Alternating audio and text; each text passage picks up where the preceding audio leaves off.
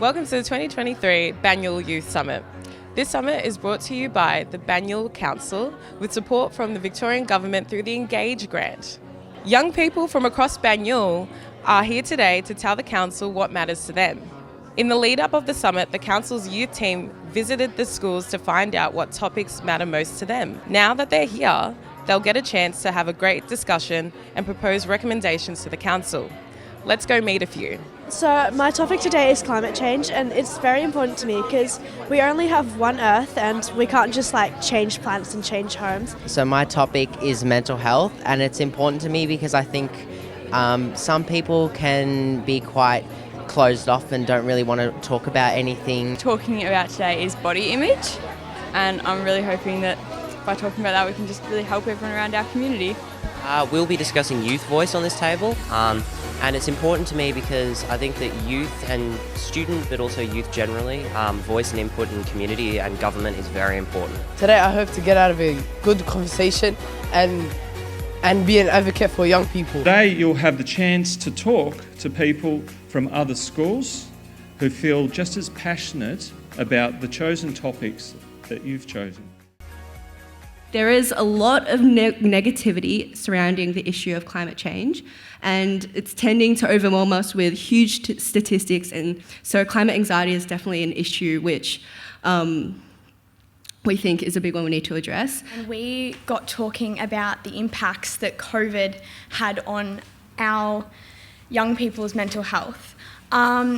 We've noticed that our ability to comment on socially has been negatively affected. So one of the key things we focused on were safe spaces within the community, and looking at ways to address not only people feeling unsafe, but also people feeling like they're not actively being supported. If there's a group of activities, you would usually want to include everyone in, because not everyone's lucky enough to be a part of something. Our vision was more support for people with a disability. We want a Banyule community where there are no stereotypes and divides between genders at all, and where all young people are educated on gender equality. We want to eliminate the toxic triangle of gender inequality, gender discrimination, and gender stereotypes that affect young people so much. We thought that masculinity could be both healthy in a positive or toxic in a negative way, and stereotypes play a huge role in determining whether they are positive or negative. Young men can sometimes feel isolated or worthless if they aren't meeting the expectations of a man. What would we like to happen is elimination of racism, awareness of my community, additional prayer rooms in schools, teachers treating students the same, more opportunities for young Australian Somali women, and more representation in men-dominated fields. Our vision is to create the same opportunities for young Somalis. This can be done through targeted ongoing support programs, which will hopefully create a safe space for Somali youth within our Banyule community.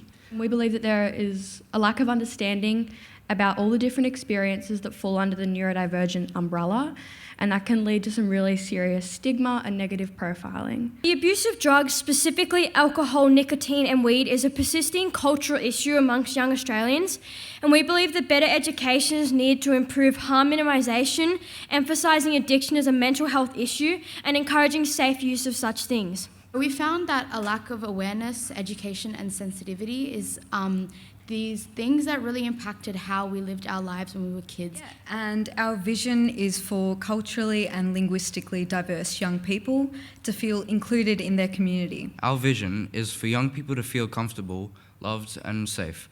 We want young people to not be defined by their appearance. We want to positively change how other young people, families, teachers and ourselves feel about our body image.